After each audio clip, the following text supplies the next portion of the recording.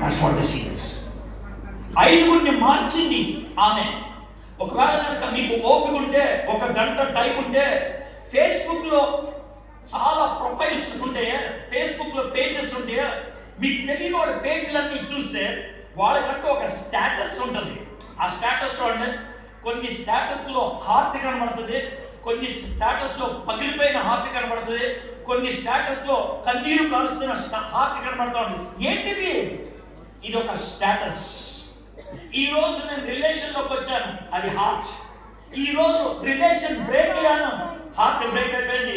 Break అయిన relation గురించి ఏడుస్తున్నాను, కన్నీరు. ఎన్ని రకాలైనటువంటి స్టేటస్లు కనబడతాయో. మీరు ఒకవేళ మీ గతం ఒక 5 ఏళ్ళలో మీరు మార్చిన స్టేటస్లు, 5 ఏళ్లలో మీరు పెట్టినటువంటి థంబ్నెయిల్స్ ఒకసారి ఆలోచించండి. That speaks about your life. That speaks about your life. ఈ అమ్మాయి 5 సార్లు ప్రొఫైల్ పిక్చర్ మార్చింది. ఇప్పుడు 6వ ప్రొఫైల్ పిక్చర్లో ఒక అబ్బాయి ఉన్నాడు. యాక్చువల్గా చెప్పాలంటే పెనిమిటి కాడు అనేది లీగలీ రైటే. నేను పెళ్లి చేసుకోలేదుగా. యేసు ప్రభువారు అన్నాడు, నువ్వు చెప్పింది కరెక్టే, పెనిమిటి కాదు, కానీ పెనిమిట్లు ఉన్నాను నీకు. భర్త కాదాడు, లీగలీ యువర్ రైట్, కానీ మోరల్లీ వాళ్ళని భర్తలాగా చూశాను, అందుకనే వాళ్ళ గురించి నేను చెప్తున్నాను అని అంటే ఆవిడ ఒప్పుకుంది. ఎలా తెలుసు ఒప్పుకుందని? అయ్యా, ఇంత విషయాలు నీకు ఎలా తెలుసు? నా లైఫ్లోకి నువ్వు ఎలా వచ్చేయగలిగావు? How could you come inside? Are you profit? దీంతో మీకేమనుకుంటుంది? ఈ సమరీ స్త్రీ మనం అనుకున్నట్లు బజార్ మనిషి ఏం కాదు.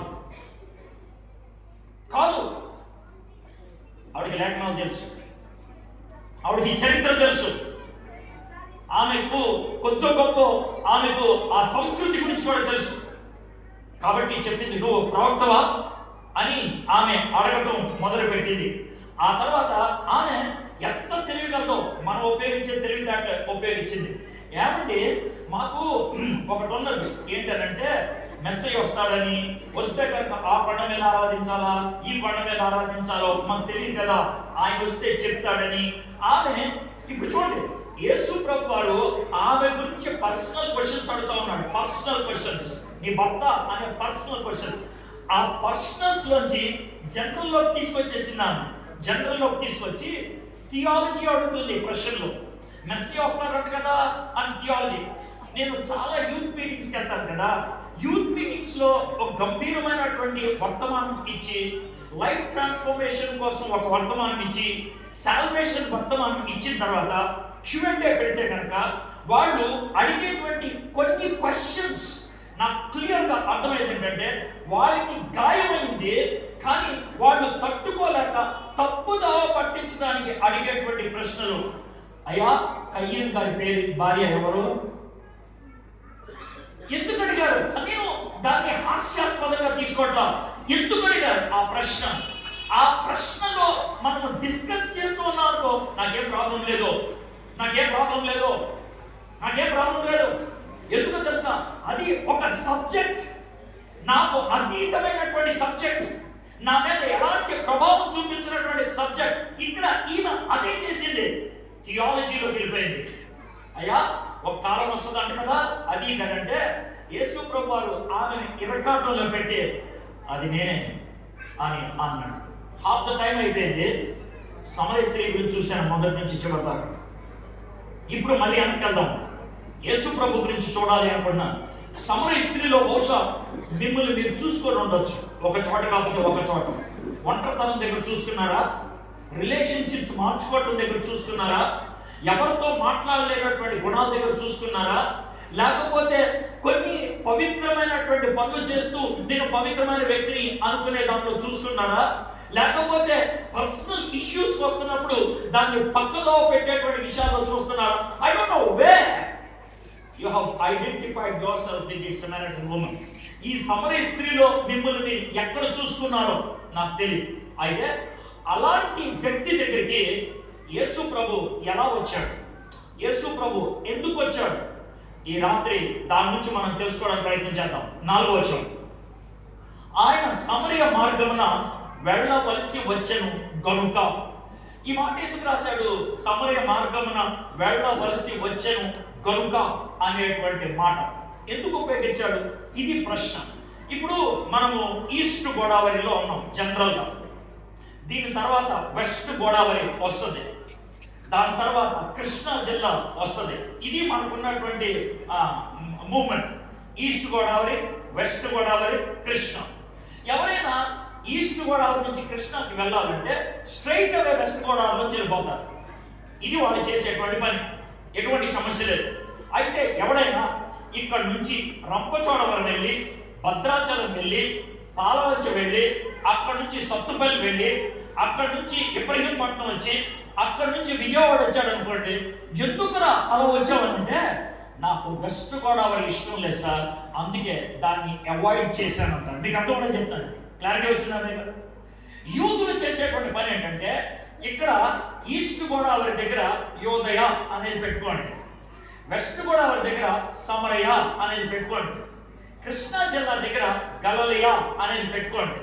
ఎవరైనా ప్రయాణం చేస్తే యోధియా నుంచి గలియాలే వెళ్ళాలంటే స్ట్రైట్ సమరయ దాటి వెళ్ళిపోవాలి. కానీ ఎవరో వాళ్ళు ఏం చేస్తారంటే చుట్టూ తిరిగి వెళ్తారు. డిస్టెన్స్ పెరుగుతుంది. స్ట్రైట్ గా వెళ్తే 3 రోజులు అయ్యే ప్రయాణం చుట్టూ తిరిగి వెళ్తే 4 రోజులు ఉంది. 4 రోజులు అంటే 1 రోజు ప్రయాణం అయిపోతుంది.